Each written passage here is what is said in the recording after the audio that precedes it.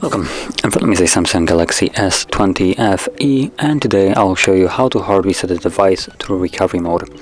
Now this process will also remove any kind of screen lock that you have set on your device, so if you want to get rid of that, you can also follow this guide. Now let me lock the device so you can quickly see that I do have a pattern set as my screen lock, and I'm going to proceed from here as though I don't know it. Now before I actually physically do it, I will give you a guide on how to do it.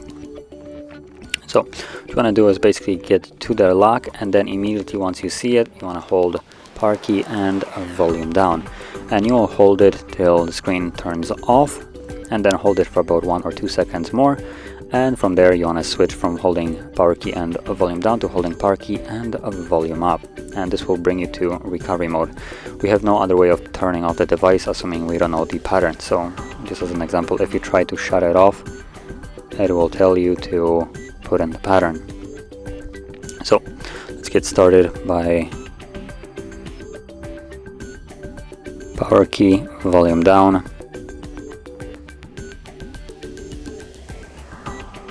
and let's switch to holding volume up now.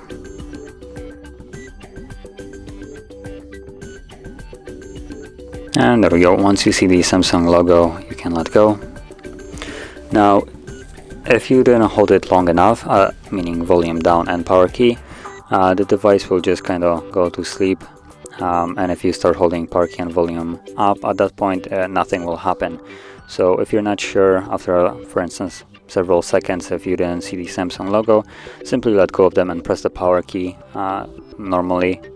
And well, if you're on your screen lock, that means that you have to hold the power key and volume down a little bit longer than you did.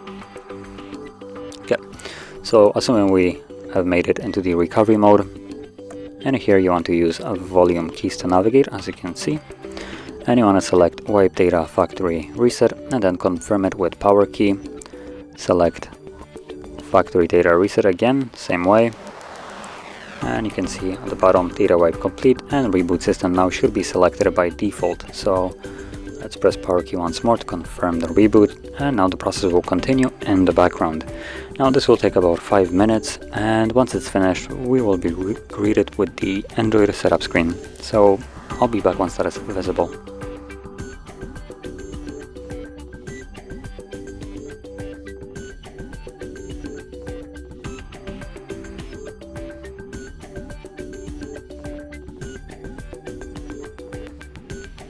And as you can see, now the process is finished, and you can set up your device as however you like. So if you found this video helpful, don't forget to hit like, subscribe, and thanks for watching.